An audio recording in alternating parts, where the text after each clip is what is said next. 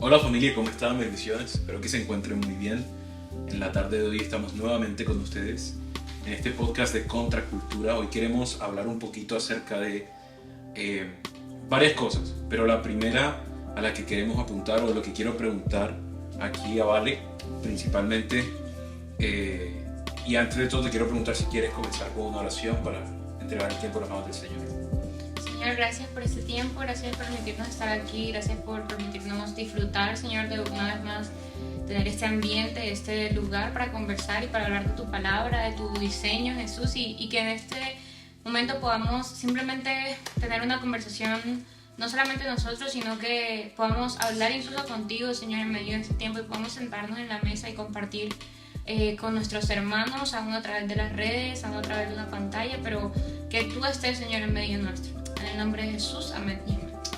Entonces, vale, hoy estaba meditando, estaba preguntándole al Señor qué quieres que hable o qué quieres que hablemos hoy en el podcast. Y algo que llegó a mí es: Contracultura tiene todo que ver con lo que es Daniel, con lo que es Babilonia, con lo que es la llenura del Espíritu Santo. Y quería hacerte esta pregunta, quería comenzar con esta pregunta. ¿Qué crees, cómo definirías tú Babilonia en nuestro tiempo actual? Obviamente sabemos y entendemos que tiene una connotación profética a futuro y en la actualidad ya se está manifestando. Pero en este momento, ¿cómo podrías ver tú o cómo ves tú lo que es Babilonia? Yo creo que, pues básicamente lo que nosotros vemos si comparamos pues este tiempo, ¿no?, con la vida de Daniel o con cómo se vivía Babilonia en ese momento, es literalmente otros dioses, primero que todo adoración a otros dioses. Yo creo que hoy podemos ver claramente que nosotros podemos hacer dioses de todo, incluso este puede ser nuestro Dios. Podemos endiosar muchas cosas en medio de nuestra vida como cristianos. Incluso Dios puede ser un ídolo, puede ser un ídolo para nosotros, porque no estamos permitiendo que nos hable, no estamos permitiendo de pronto nosotros escucharlo. Entonces creo que eso, como que muchos ídolos, mucha idolatría. Otra cosa que podemos ver también es no dar, bueno, creo que eso también va como ligado, pero no darle lugar a Dios que se merece. Otro ejemplo de Babilonia, bueno, yo creo que también lo comparo mucho con cómo va a ser antes de que Cristo venga, ¿no? Cómo va a estar la tierra. Pero yo creo que el nivel el nivel de corrupción en la tierra tiene que llegar a tal punto que sea como, más o menos, yo lo compararía a Sodoma y Gomorra en el Antiguo Testamento, ¿no? También. Entonces yo creo que hay mucho claramente de la Babilonia o de la connotación de Babilonia en la Biblia en medio de este tiempo. Hay mucho que no le está permitiendo tomar primeramente el lugar a Dios que le corresponde, y segundo, claramente quitándonos el foco de muchas cosas. Estamos comiendo muchos alimentos que no deberíamos comer. Si vemos el tiempo que estuvo Daniel en medio de Babilonia, creo que fueron casi 70 años. Los 70 años que Daniel estuvo ahí, nosotros literalmente podemos ver como él no comió las cosas que no tenía que comer. Estuvo 100% enfocado en orar, aún cuando no tenía que orar. Fue enviado a una fosa de leones. Pero bueno, es porque hablaría mucho de Daniel más que de Babilonia. Pero sí, yo creo que estamos en un momento donde no estamos aún en el máximo de la corrupción o del deseo carnal de uno, pero sí creo que hay mucho de Babilonia actualmente. No sé si era fan tu pregunta. No, sí, está bien. Porque más que nada la pregunta apunta a esto, ¿no? De cuál es el centro de Babilonia, que apunta, y tú mencionabas algo, y es idolatría. Sí. Porque me gusta y me llama la atención, porque la Biblia no nos dice que está mal amar otras cosas, pero nos dice que está mal cuando esos otros amores toman la posición de Cristo Jesús. Por eso me gusta una frase que siempre nos ha dicho mi papá, o que nos decía. Había una canción de Evan Craft que decía: yo soy segundo. Mi papá decía: no, el Señor es primero, segundo, tercero, cuarto, quinto, sexto, séptimo, octavo, noveno, yo soy el décimo. Entonces me gusta mucho eso porque cuando nuestra prioridad está centrada en Jesús, podemos identificar qué es Babilonia, porque es importante identificarla. Pero también me gusta esta otra frase que escuché de Mariano, del pastor Mariano Senegal, y es: uno identifica lo falso conociendo lo verdadero. Entonces, él pone este ejemplo, ¿no? Que las personas en los bancos, los que cuentan los billetes, ellos ya están tan acostumbrados a la sensación de un billete real, que cuando tocan uno falso ellos dicen: epa, esto es falso, esto no es como se debería sentir. Son entrenados para Exactamente. Pero son entrenados con lo verdadero. Y parte de la misma línea que quiero que llevemos es la siguiente: ¿cómo hoy se presenta Babilonia en nuestras vidas? Es decir, tú hablabas un poquito acerca de eso ahorita, pero si pudieras profundizar en 2 aspectos, 3 aspectos, de pronto en los que ves que Babilonia ha tomado lugar en medio no solamente del mundo, sino aún en medio de las iglesias, pudieras compartir con nosotros. Yo creo que 100% Babilonia no se presenta a sí mismo como algo malo inmediatamente. Creo que hay algo que que es fundamental en medio de esto, y es que va cogiendo peso, va cogiendo forma. Yo creo que a medida que nosotros vamos avanzando y a medida que va tomando como lugar, es como cuando uno va tomando de poquito en poquito algo y al punto de que se acaba. Yo creo que así va embriagando poco a poco el vino de Babilonia en la iglesia, ¿no? Es como que entra de a poco. Y por eso me gusta mucho este versículo cuando dice: las zorras pequeñas ya dañan el viñedo, porque van entrando pequeñas zorras que al fin y al cabo hacen un montón y dañan el viñedo, ¿no? Pero en medio de esto es como le permitimos un poco de espacio, le abrimos una puerta a Satanás y por ahí puede entrar el vino de Babilonia en medio de la congregación. Un ejemplo claro podría ser en medio de la iglesia actual, como nosotros idolatramos muchas veces a las personas que están en el escenario, a las personas que están en la plataforma, y cómo nosotros quitamos muchas veces la mirada de Cristo para poner la mirada en el hombre. Eso ya lo habíamos hablado en un podcast anterior, pero yo creo que es algo que está en la iglesia ahora. Algo también que podemos ver en medio de la iglesia actual, que puede ser de Babilonia, es llamar lo bueno malo y a lo malo bueno. Y eso es en general, o sea, sabemos muchísimas cosas, pero yo creo que, por ejemplo, yo estando no sé, ni siquiera tengo que estar en una plataforma, o sea, en un equipo de servidores atendiendo a la persona que entra en la puerta, porque los que atienden a la puerta también están sirviendo al Señor, y esa es su manera de servir. Y yo creo que incluso una persona que está ahí, que está viviendo una doble vida, o sea, siento que se da mucho en eso, porque también algo que es clave en medio de este tiempo es entender que hay algo, y es que Satanás nunca se va a presentar a nosotros como: ay, sí, toma, esto es malo, porque nosotros sabemos lo que es malo y sabemos lo que es bueno, y sabemos que si fuese así como: ay, esto es malo, Satanás no se presentaría. Es como cuando se presentó en el huerto de Adán y Eva, en el huerto del Edén, perdón, cuando se le presenta a Adán y Eva y le dice a Eva como que: toma, no vas a morir, vas a ser como Dios, vas no, todo esto. Y de pronto en ese preciso instante Eva no muere, pero a medida que nosotros vamos viendo, Eva tuvo una muerte ahí espiritual, y cuando sale del jardín del Edén, nosotros vemos que es como va muriendo, ¿no? al sueño y al diseño que Dios había tenido para ella. Entonces así es la vida con Satanás, o sea, te va a dar una verdad a medias. Eso es, para mí eso es mucho lo que se vive ahora mismo, en el sentido de que, por eso es que yo digo, no es como que tú te tomas la copa de vino enseguida, pero el vino de Babilonia va entrando poco a poco cuando se le va abriendo una puerta. Entonces, sí, yo creo que eso. O sea, podríamos decir que se presenta a nuestras vidas o a la vida de la iglesia de manera sutil. Esa es la palabra. De manera que muchas veces, no es que no nos demos cuenta, pero que muchas veces preferimos tolerarlas. Exacto.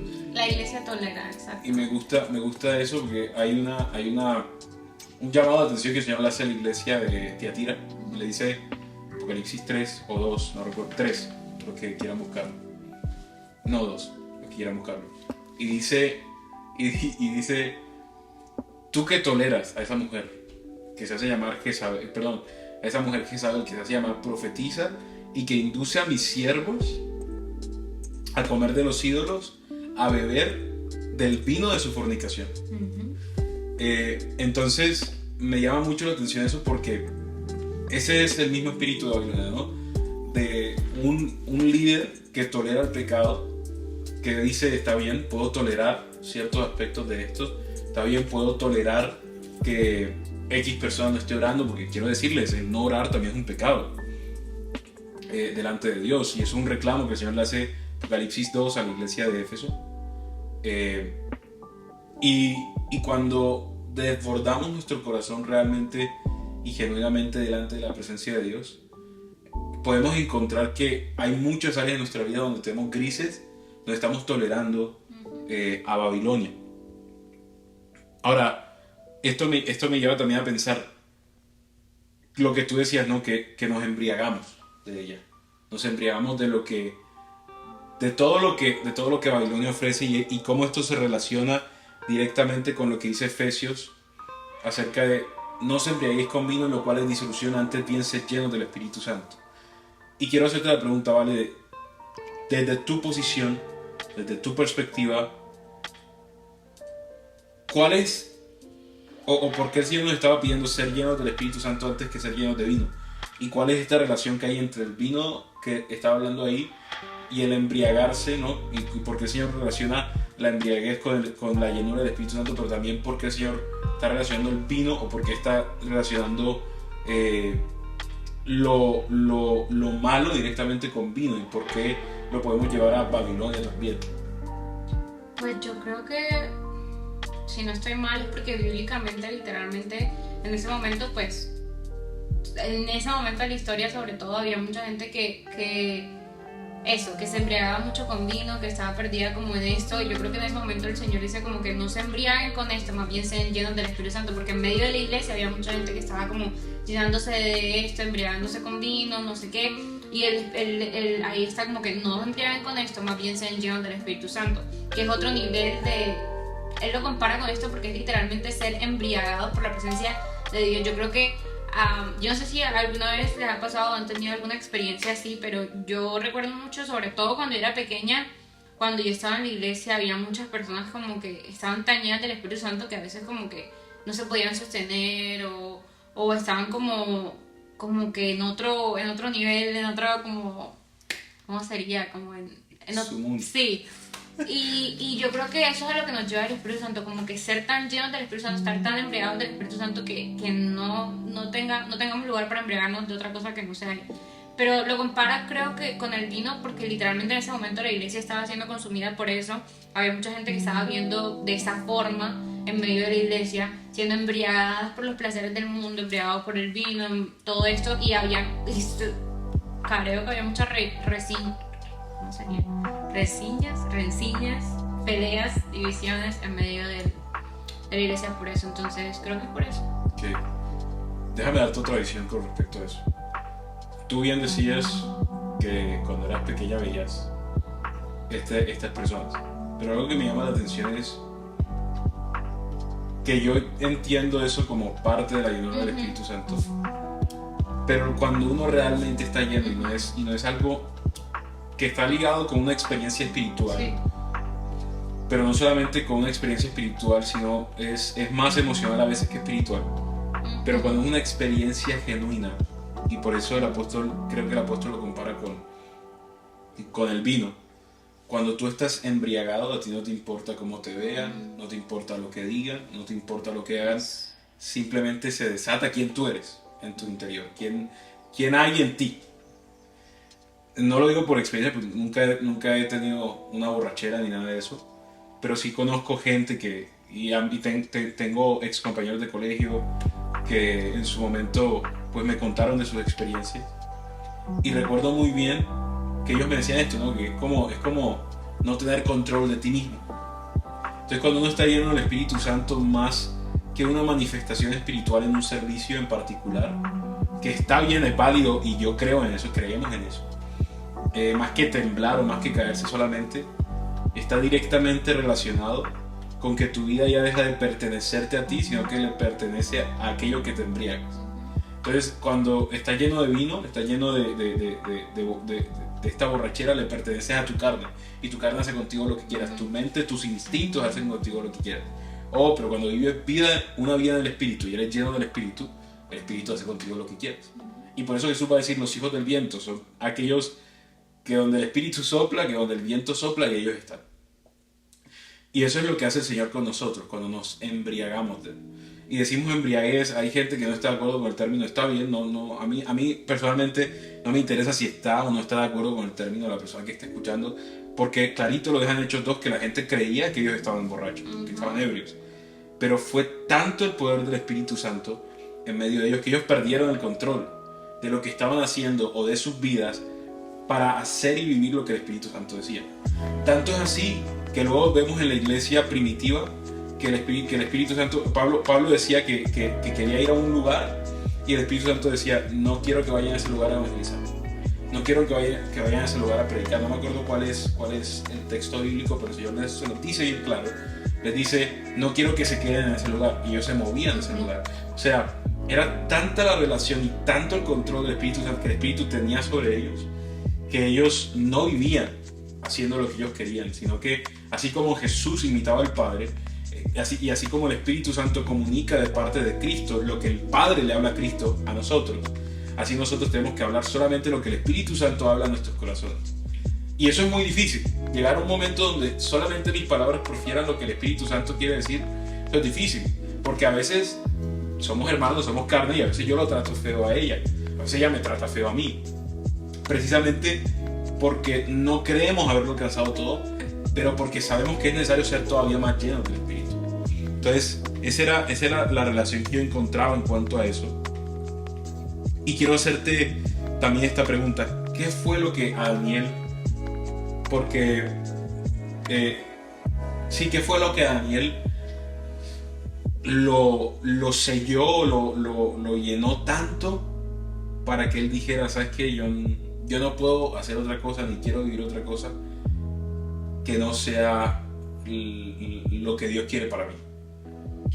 Yo creo que, a mí una de las, no sé si historias, más que historias, pero una de las vidas que yo realmente admiro de la Biblia es a Daniel. Siento que como iglesia nosotros en medio de este tiempo, pero sobre todo en los últimos tiempos, o sea, siento que obviamente estamos, pero como cuando ya se está acercando aún más,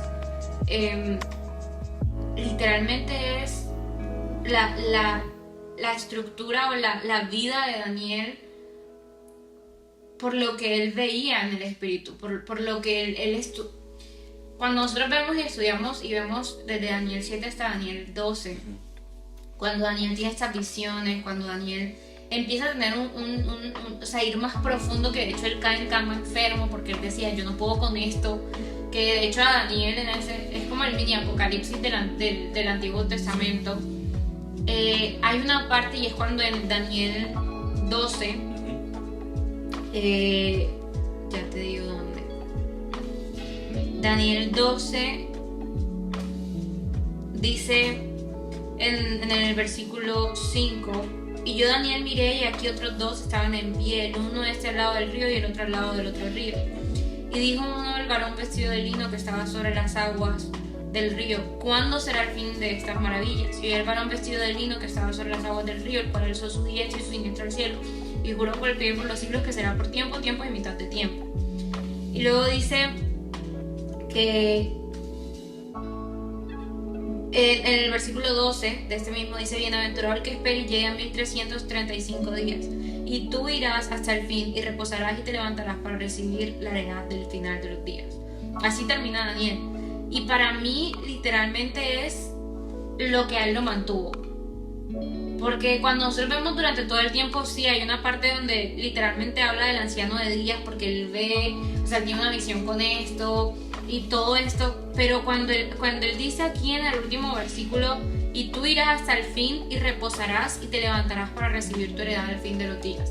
Para mí eso fue, cuando yo terminé de leer eso, para mí eso fue como wow. O sea, cuando tú ves, y obviamente sí, Daniel es mucho más antes que eso, cuando él dice que no al vino de Babilonia, cuando él dice que no va a comer la comida del rey, pero primero que todo, obviamente la relación que Daniel tenía con Dios, o sea, Era una relación que claramente él decía, a mí no me importa si me toca dar vida por Cristo, pero yo no voy a negar lo que yo soy.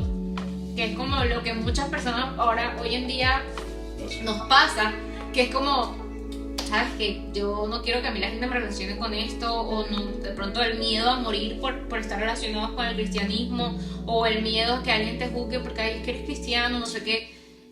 Pero es que Daniel dice como que él abre la puerta y dice, a mí esto no me importa, o sea, las ventanas, y él ora y él dice, si me quieren matar, que me maten.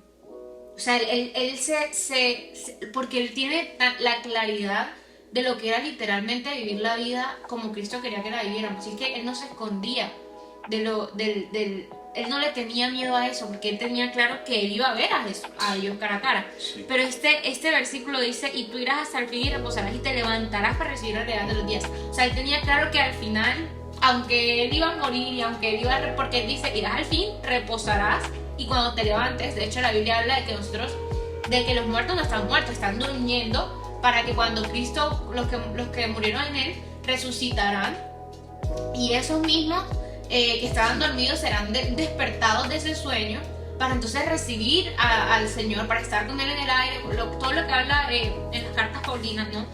Pero es tan, creo que eso en Salonicenses, si no estoy mal, pero es tan, o sea, lo que yo digo es, literalmente Daniel sabía dónde estaba su mirada, Daniel sabía lo que iba, Daniel sabía dónde iba a estar, Daniel tenía claro esto. Y para mí es como, él sabe cuál es su heredad. Lo mismo que cuando yo en la vida de David, lo mismo que habla cuando él dice, es hermosa la heredad que me ha tocado. O sea, David entiende que su heredad no es el ser rey, o sea, nada de lo que él tenía en ese momento podía compararse sino con Cristo. O sea, él sabía que su heredad era Cristo. Entonces, yo creo que eso es lo que a Daniel lo hizo mantenerse en pie en medio de tantas cosas. En medio de esos 70 años de cautiverio, creo que fue eso, fue el decir como, hey, yo sé lo que voy a ver y yo sé en quién he confiado. Yo creo que, sobre todo como el no avergonzarse de quién era él en Cristo y de la relación íntima que tenía Daniel, ¿no? Él oraba 3 veces al día, él estaba todo el tiempo conectado con Cristo, y yo creo que obviamente la relación de intimidad que él tenía con Dios era mucho más profunda de la que nosotros podemos tener el día de hoy, con tantas distracciones de pronto. Entonces, para mí es eso, para mí sobre todo Daniel 12:13 es clave en medio de lo que él vivió. De hecho, a propósito de lo que tú dices, eso también es ver cómo Daniel, este hombre que para mí ha sido un referente, él desde muy pequeño, no diciendo que lo que tú has dicho no, al contrario, todo lo que tú has dicho para reforzarlo, él desde muy pequeño, él era niño cuando Jeremías estaba anunciando. Estaba anunciando lo que iba el Señor a hacer con Israel si Israel no se arrepentía. Y en la línea cronológica llega un momento donde el Señor dice a Jeremías, el pueblo no me escuchó, a partir de ahora diles que ya no hay marcha atrás, todo lo que dije antes se va a cumplir, lo voy a entregar a Babilonia, lo voy a entregar a cautiverio por 70 años. Y me llama la atención que todo esto pasa, ¿no? Y yo me imagino a Daniel escuchando de sus padres. Daniel, ellos de los pocos que creían en lo que Jeremías estaba hablando, Daniel, el Señor nos va a entregar a cautiverio, el Señor nos va a entregar, pero tú tienes que permanecer firme. Y Daniel fue llevado a ser eunuco, le cortaron sus partes íntimas, y para ser consejero del rey, estar cerca de las concubinas y las esposas del rey, para que no hubiera ningún tipo de deseo, le cortan a él sus partes íntimas desde muy pequeño. Y él es exiliado juntamente con el pueblo a Babilonia. Y me llama la atención que Daniel era un hombre tan sabio y tan estimado por todos los reyes que gobernaron, que él pasó por 4 gobiernos diferentes. Por 4 gobiernos diferentes. Uno que se repitió, que fue el de Nabucodonosor. Pero igual fueron 4 gobiernos totalmente diferentes, donde primero Nabucodonosor estuvo, luego fue Ciro, luego fue... ¿Quién fue el otro? No me acuerdo. Total, hubo 4 diferentes gobernantes. Belsasar. Estuvo Belsasar y luego nuevamente Nabucodonosor. Y como el Señor, en medio de eso, y Daniel oraba y él decía, he propuesto en mi corazón conocer el misterio. y él dice, me puse a estudiar el rollo de Jeremías.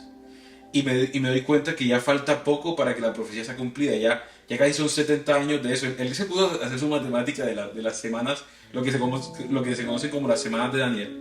Él se pudo hacer su matemática y el hombre. Y él dice, hay que preparar al pueblo, hay que preparar a la gente. Y luego él se conecta con el profeta Habacuc, con Nehemías, se conecta y se conecta con Josué y se conecta con, ¿cómo es que se llama el otro hombre? Perdón. Con Habacuc no, con Ageo, se conecta con Ageo. Y todo esto que Daniel ve, él dice, hay que preparar al pueblo. Daniel muy viejo salió del pueblo, él murió casi saliendo prácticamente de Babilonia.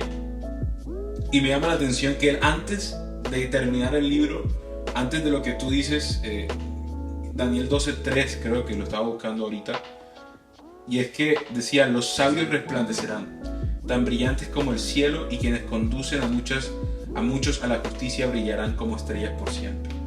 Entonces, hay algo que es cierto sobre la vida de Daniel, y es que él fue un entendido, uno de los resplandecientes.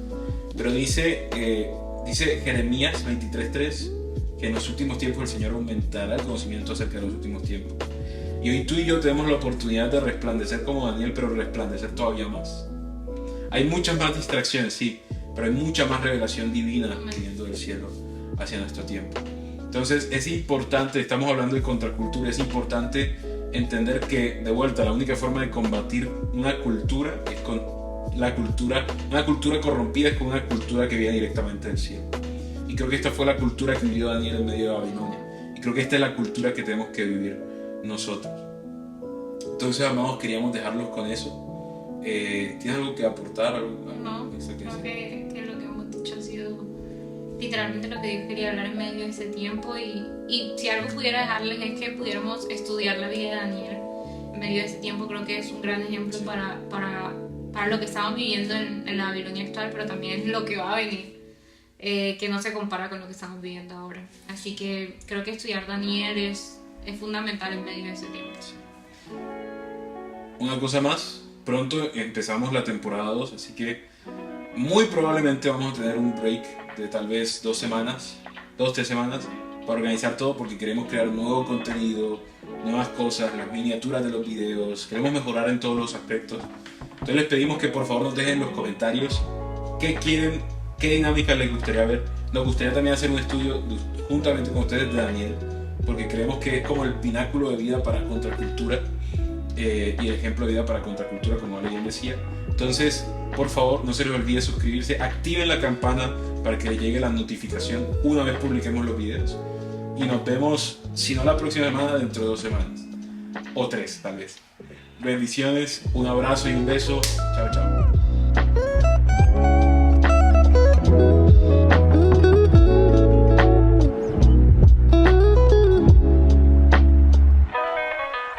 Thank you.